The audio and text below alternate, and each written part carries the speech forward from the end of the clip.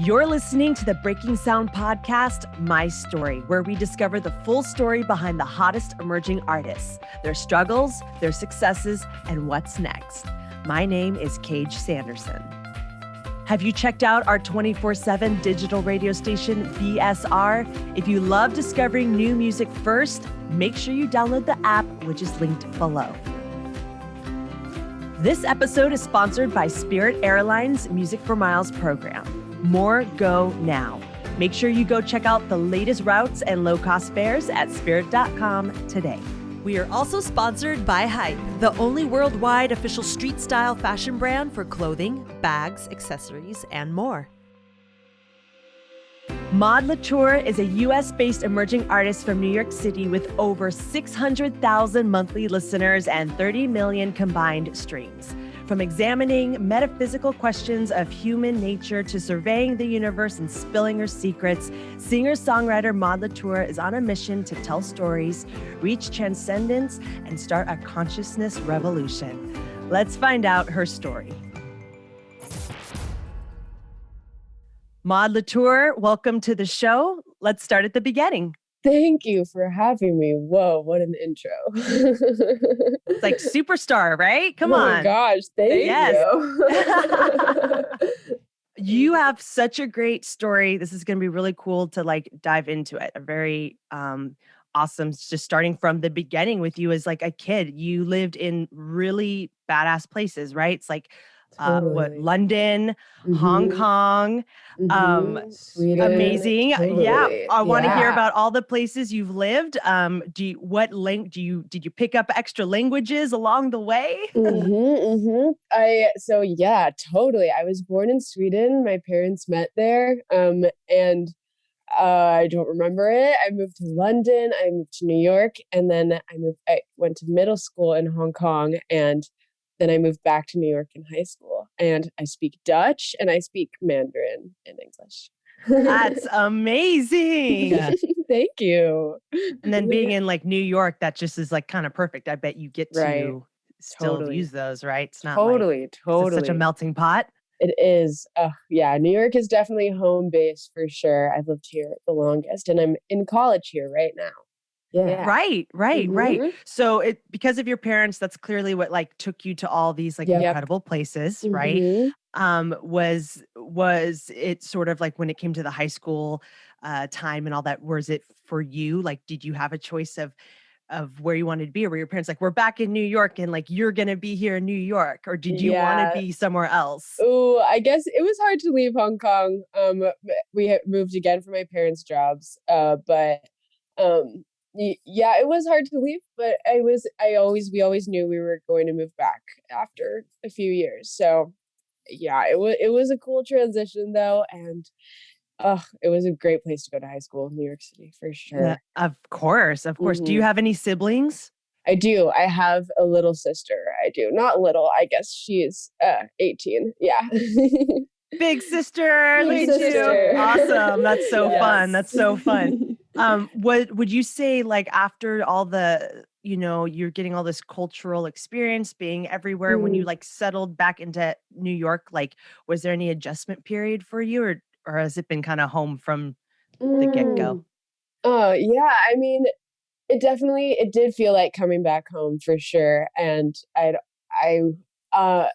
it did feel like coming back home, but I guess it was a different experience. I mean, going to an international school is such a wonderful experience, and Hong Kong is just such a cool city, but New York does compete with it, of course. So it was definitely as easy as the transition could be, but I did miss Hong Kong.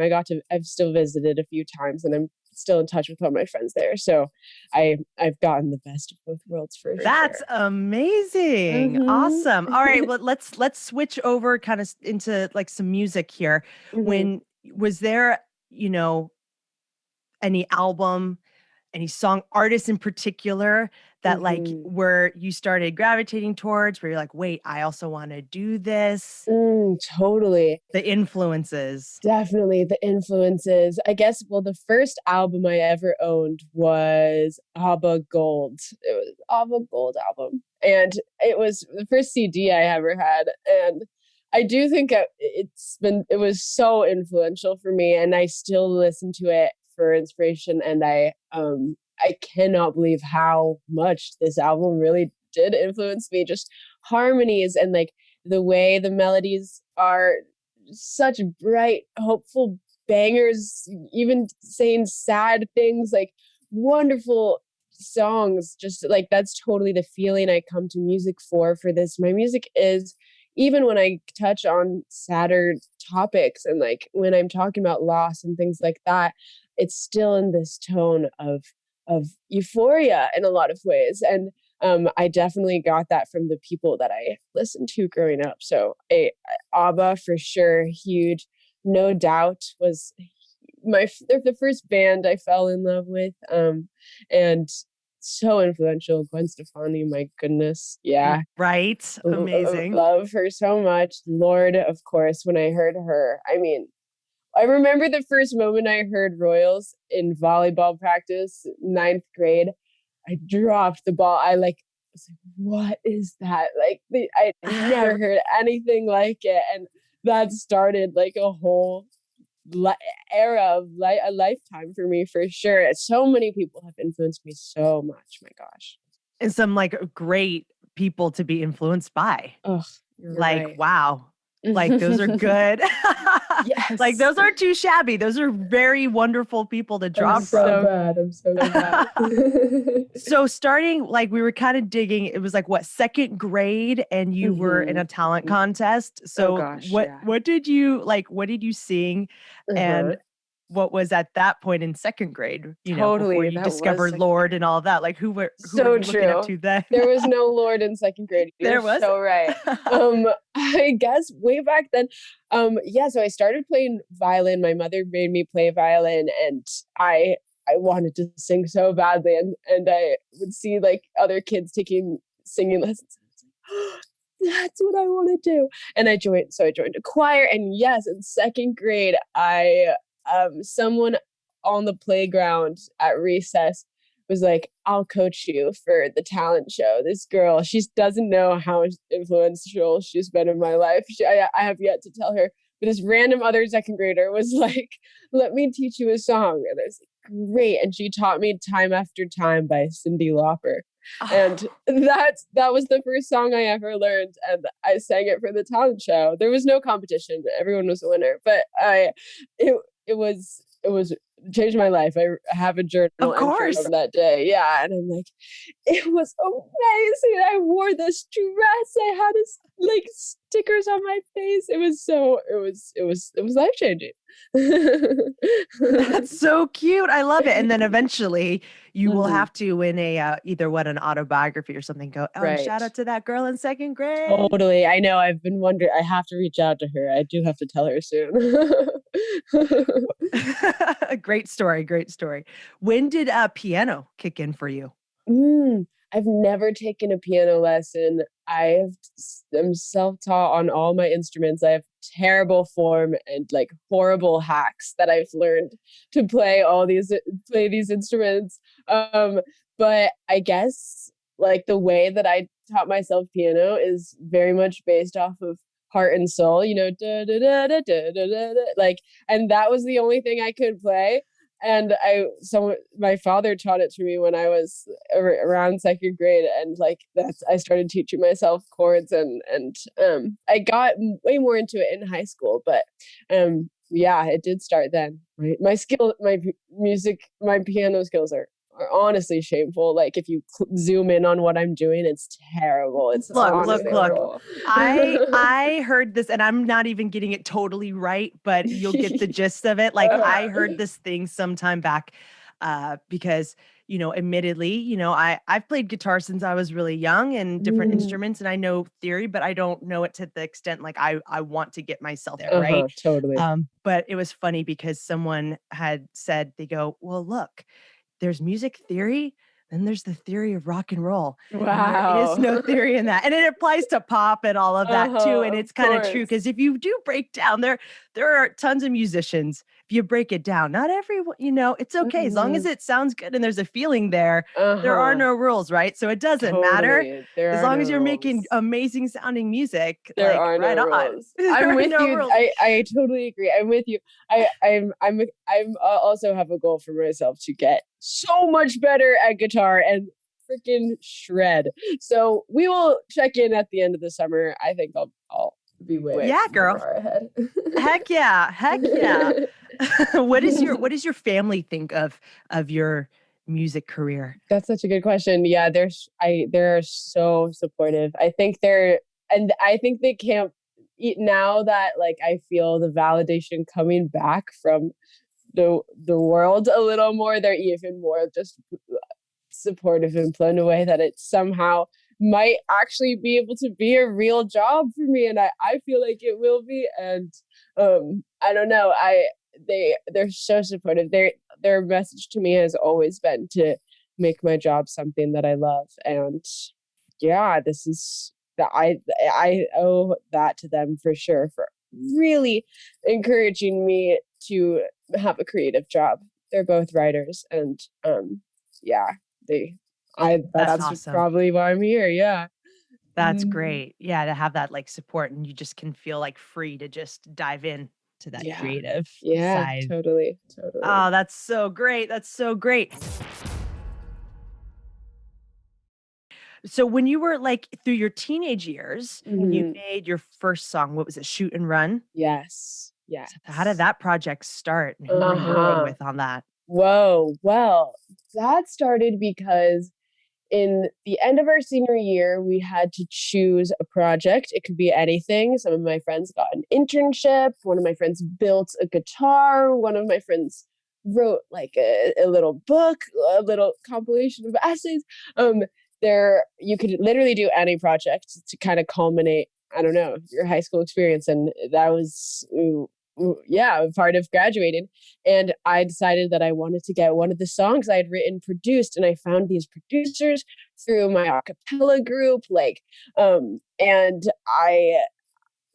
I decided for this school project, I thought I was going to produce like 10 songs. Turned out it was hella expensive. So I was like, all right, let's do one. And it was Shoot and Run. And there was no bigger goal other than, yeah, doing it for this school project. And I played it for the principal, I played it for the committee, and like the whole school came, like my whole grade and the teachers came and listened to it. And then I uploaded it to Spotify just through the online, like through Right. TuneCore. Yeah, and that's how it all started.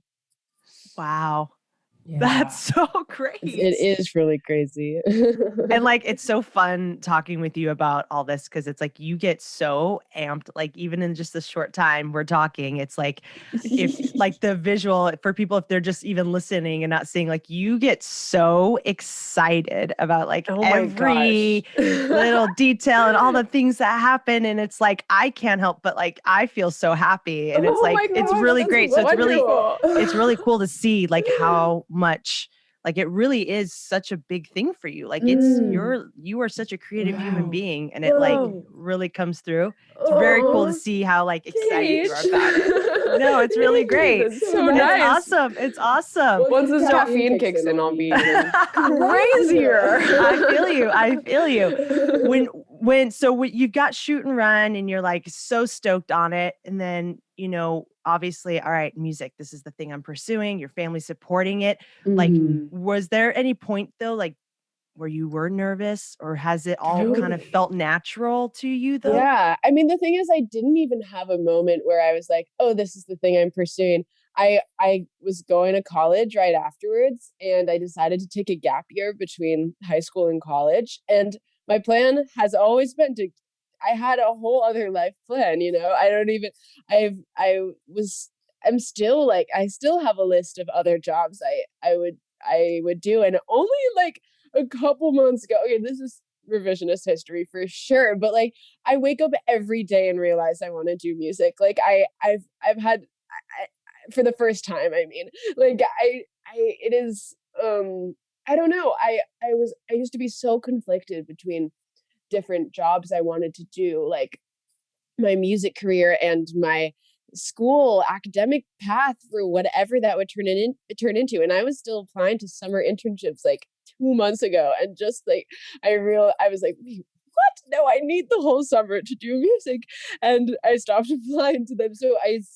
And because I don't like this idea of choosing between passions, and I believe my life is gonna have like a lot of different things. I have so many interests. I can never be fulfilled by one thing, but I also realize now that this is my destiny or something. Yeah. So I Yes. guess this is where we're at. Yeah. Yes. This is like the part of your story for sure. For sure. For And just to sure. follow that. Mhm.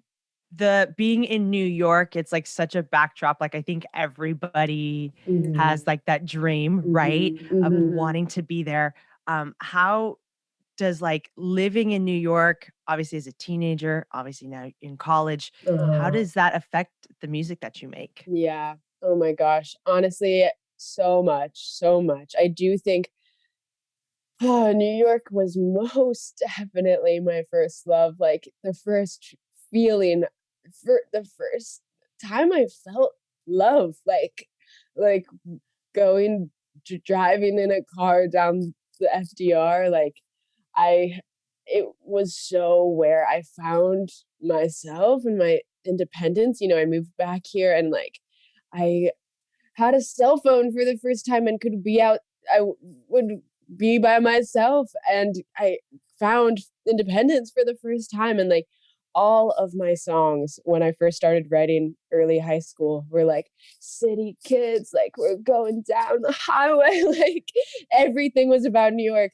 And it was always the backdrop for everything, and it still is. Like the feeling that I've written so many songs about is this summer in New York, this like feeling I know so well, and I am so inspired by it. Even when we were in Hong Kong, I would come here for the summers, and it's just this on a pedestal for me, this whole all the feelings I have here. And I write about it over and over. And I think I do think when I put out a real project, I have ideas for what my first real album will be, and it's also going to all be about New York. I do think I have to do a real tribute to it and everything. Yeah. You're like co-produced by New York City. Legit.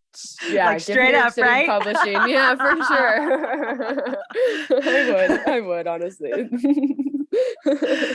Please do that. Please just at the bot, just in little, just small, So right? Just true. at that end. So You have true. such a carefree, like a fun style, and your writing is really personal. Like Mm. even describing, obviously you're really transparent about like your love of New York, and it's Mhm. such a big part. Like, how do you kind of like expose all those like really like those thoughts? It's like they're all those personal things.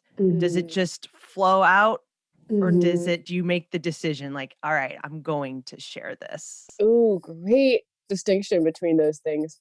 Um, I I do think I use music for when it's flowing out. Like I I've forced myself to write. I've gone through phases of forcing myself to write before because there's requirements out here. Like they're like make songs, and I did that once for a whole summer writing session in LA for a few months, and I was so burnt out.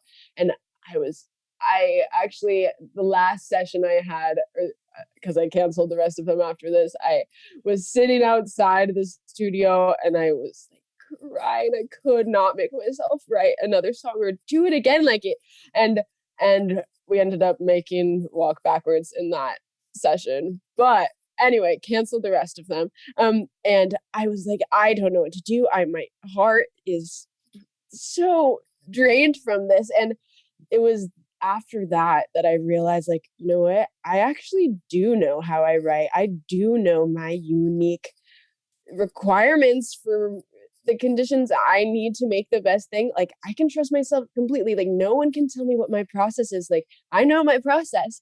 And after that, I have really stripped back to basics. And that was about 18 months ago. And I realized, like, I write best alone.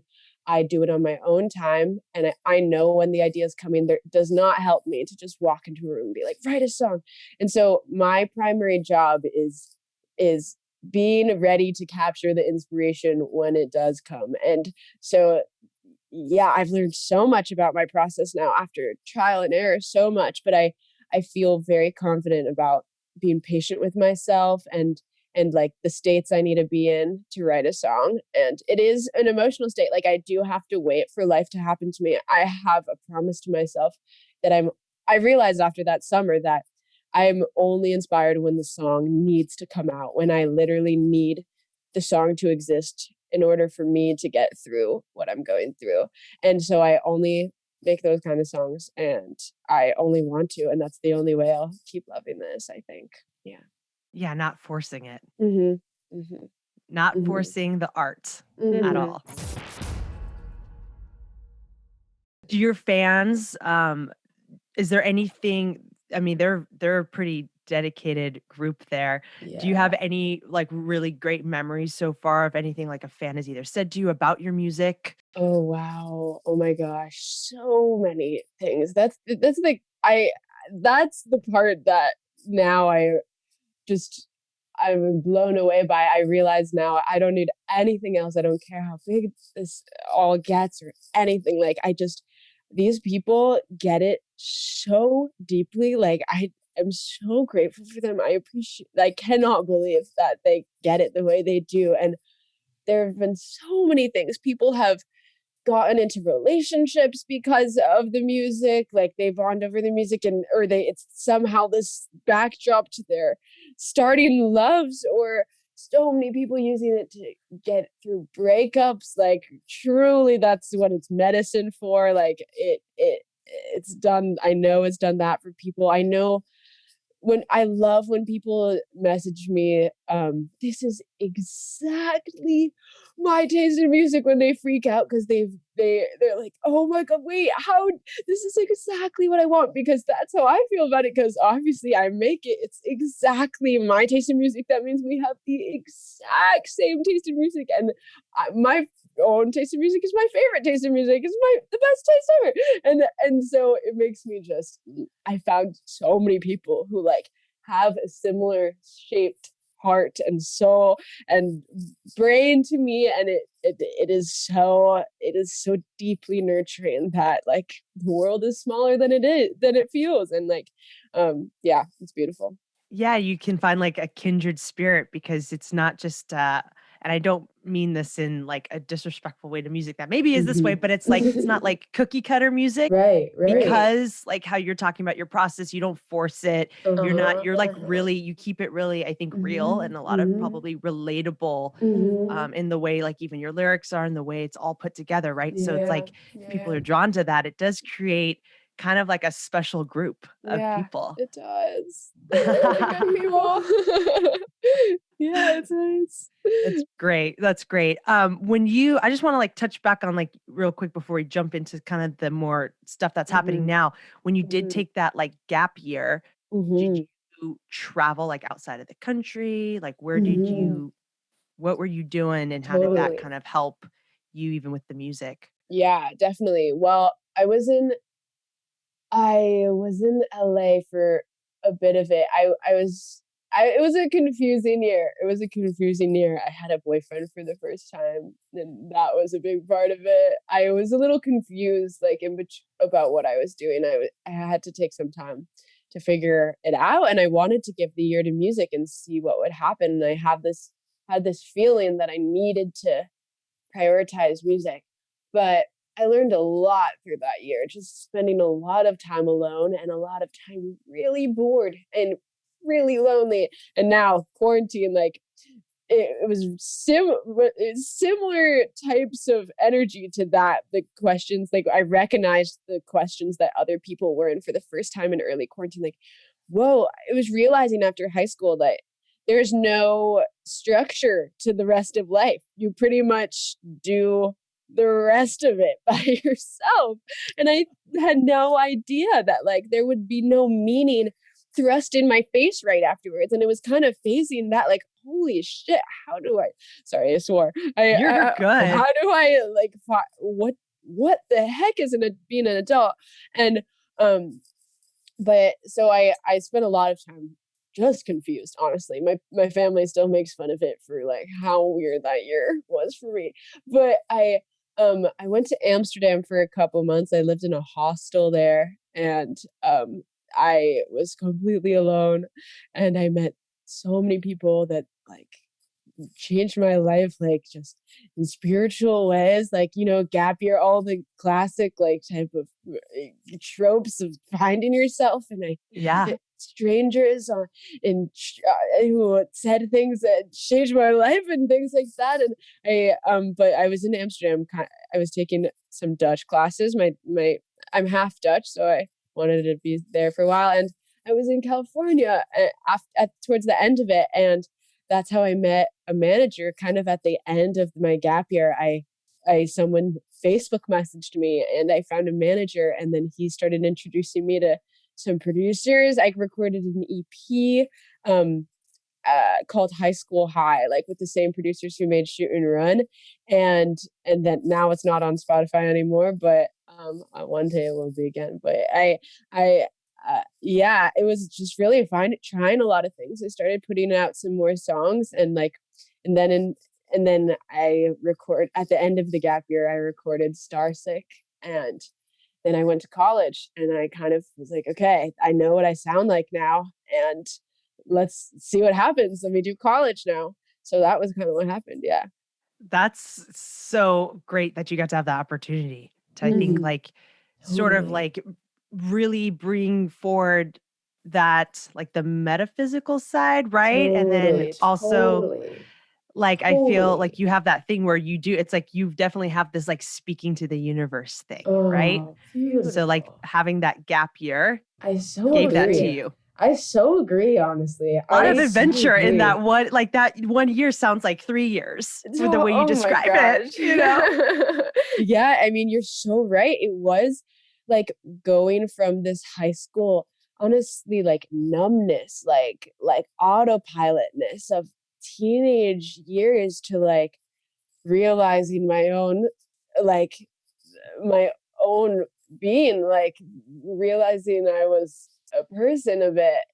I did feel so numb for like high school. Maybe I that's crazy. This is that's therapy session for you right there. But and I get it. All good. yeah, like it was so there were so many religious like kind of moments and spiritual moments that, and you're so right. I haven't stopped to think about how that's such a huge, I mean, I have thought about it before, but you're right that it's part of the music as well. Like it's now I just think it's part of me, but like it would have changed the music so much. Like it did change the music so much. Yeah. Wow. Yeah, it's like affects it all Yeah, it does. in a really beautiful way. In a beautiful way. So you're in college in Columbia, right? Uh-huh. All Mhm. right. And like you're doing the music, you're carrying Mhm. social life. Like, Mhm. how do you balance everything? How do you do it? I honestly don't know.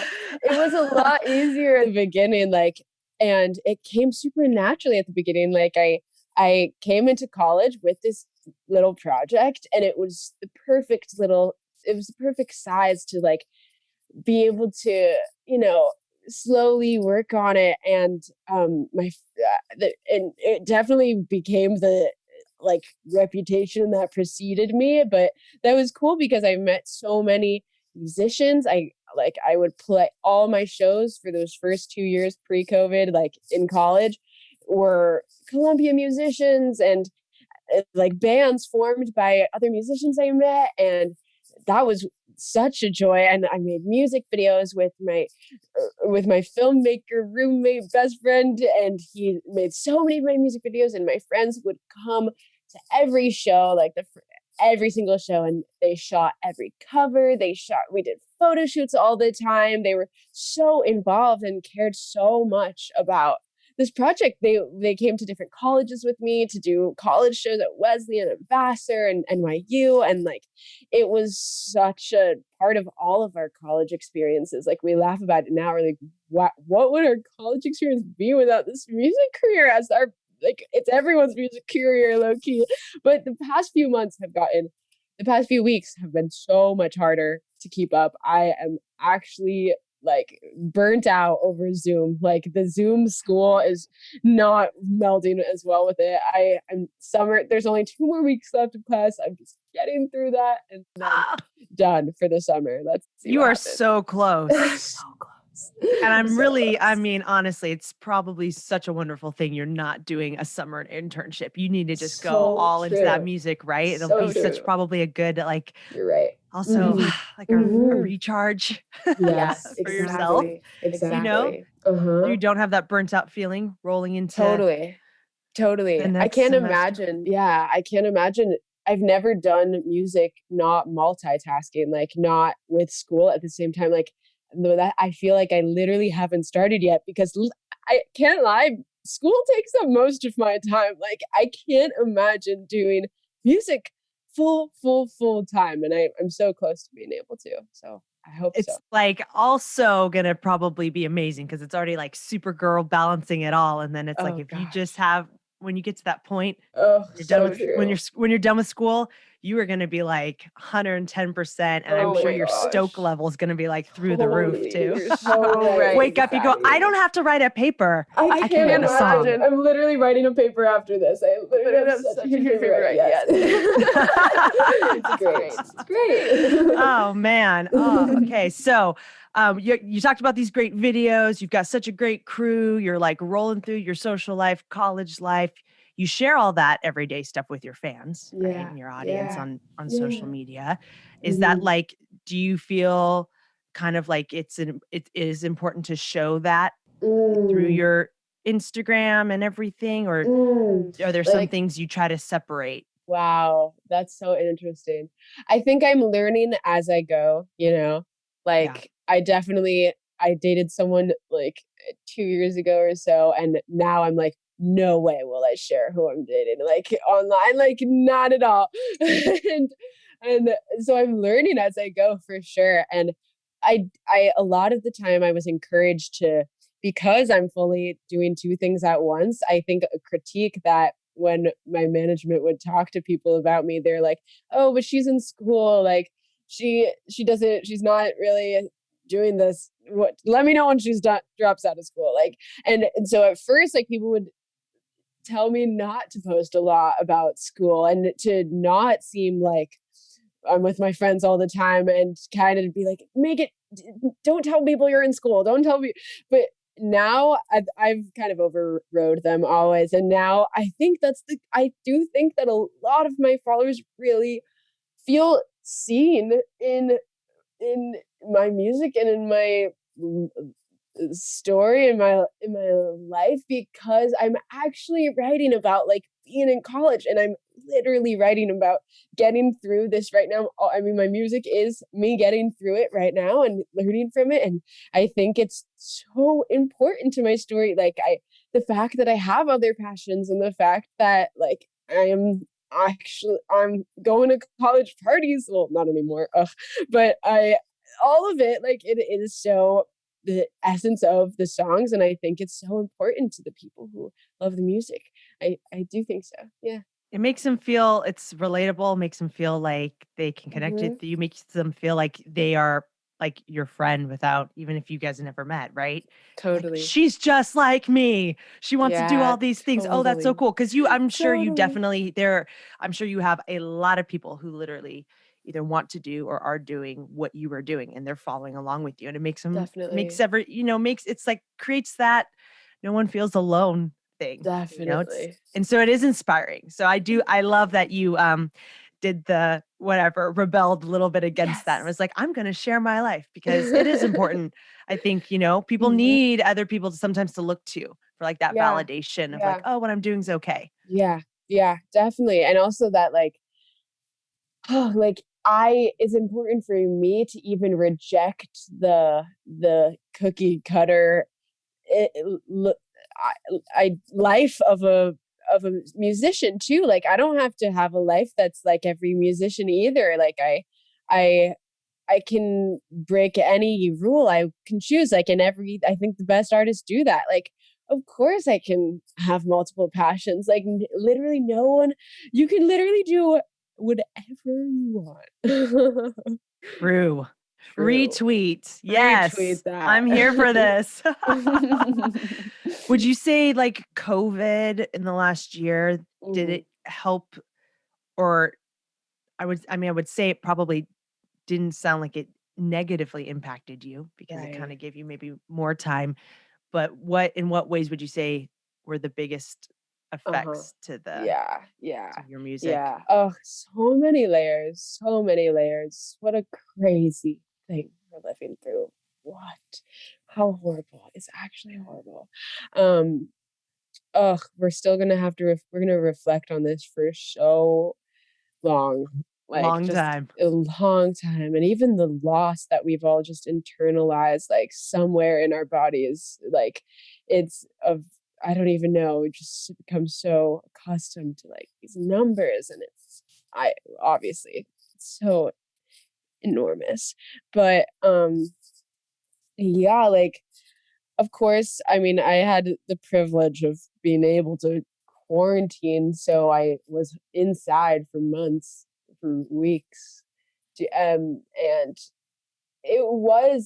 I did write a lot, and I was alone, and that is how I write best, when I'm completely alone and in a vacuum, kind of, but I also think that there was so much going on in the world, it has pushed me to, like, think really critically about what my music is for and my responsibility as a person, and especially if I'm going to do this job and as an artist, like what music should be about, like when is it worth taking up this space, and like if I'm going to take up the space, like what do I have to say? Like I do think a lot, my ideas of music as escapism have changed, and I didn't know if I used to think that, but now I'm like, I need lyrics to mean something, really. I really do. And I don't,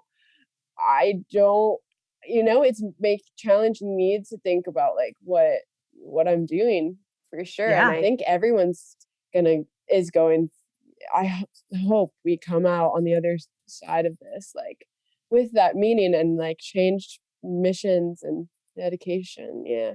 Better people. Better people. And along that thing of being better and Mhm. missions, like you're like an advocate for recycling and like the planet, right? And Yeah. that's like something I think people, it's like, oh, it's like skeleton in the closet. We're not gonna talk. There are places that still don't even, there's cities and they don't do recycling. But like, Right. how would Right. what is one Gosh. like crucial thing you wish that people would change when it comes to like that, like even being Environment? eco-friendly? Yeah, the Mm, environment. mm, mm. That's always been tied up in my life since I was little. Like it was just always a part of my mission. And I mean, it is the biggest doom we're facing. Ultimately, ultimately, it's extinction or something. So I mean, it's enormous. But like, I think now I even have a more complex understanding of it, of just like it being tied up in racism and in like exploitation of labor and capitalism, and it's just kind of the deepest question we can ask in a lot of ways.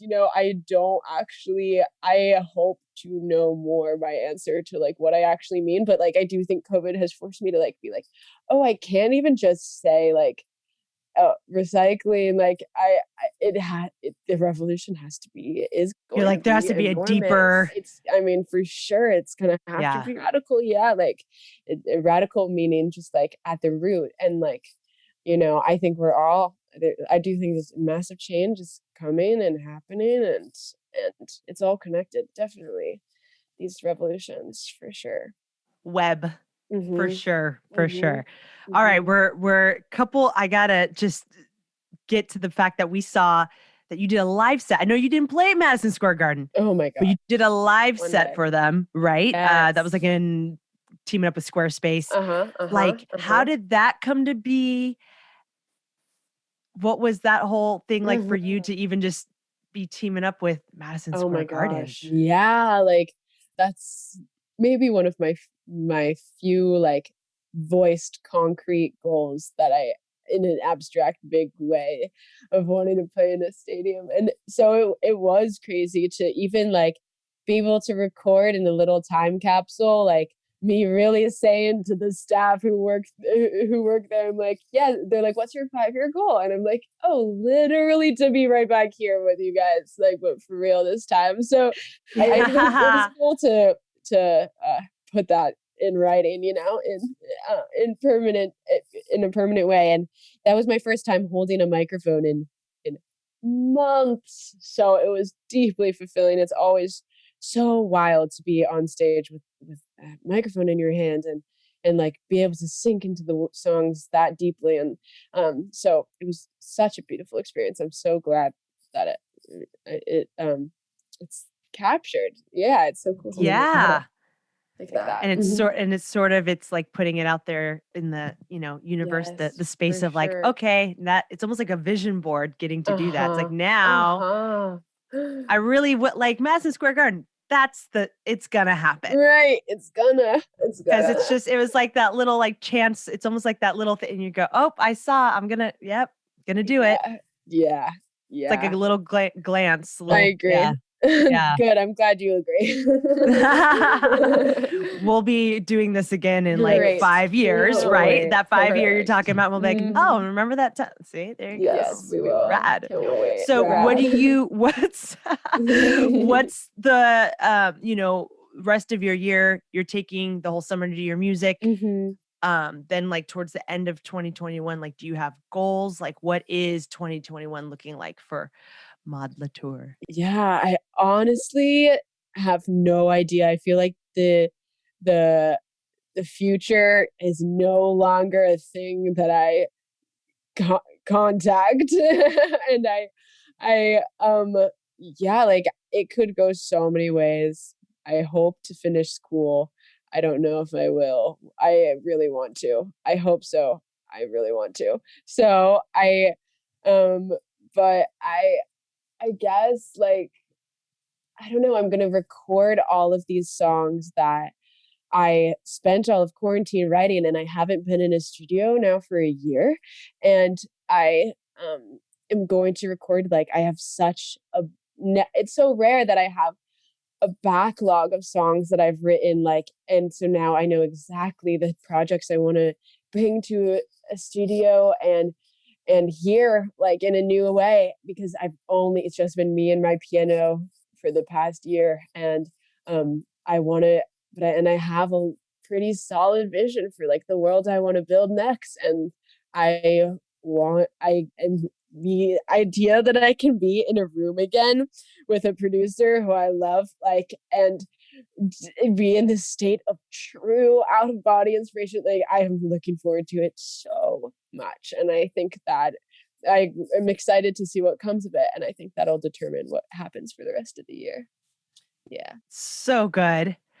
Well, first of all, Maude, thank you for like spending the time. And like I said back halfway through this interview, it's like I feel like I've just smiled the whole time because you just have such amazing like energy.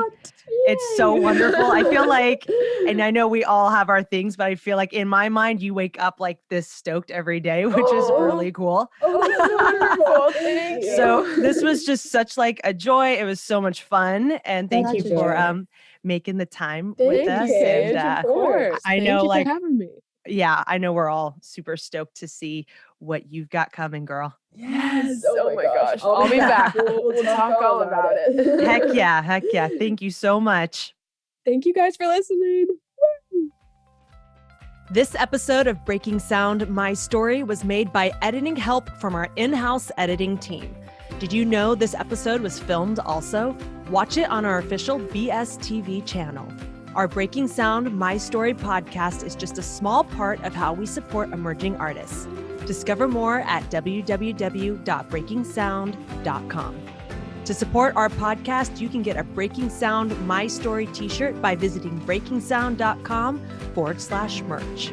You can also follow the show on Instagram and Facebook at Breaking Sound Podcast. My name is Cage Sanderson. Thanks for listening.